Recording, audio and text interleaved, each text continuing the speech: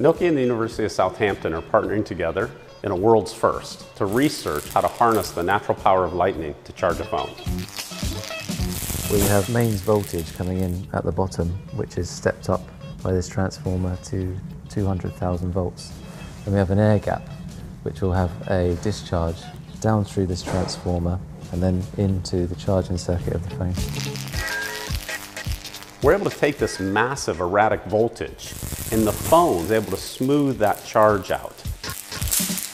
This is a first step into understanding the power of natural lightning and being able to harness its energy.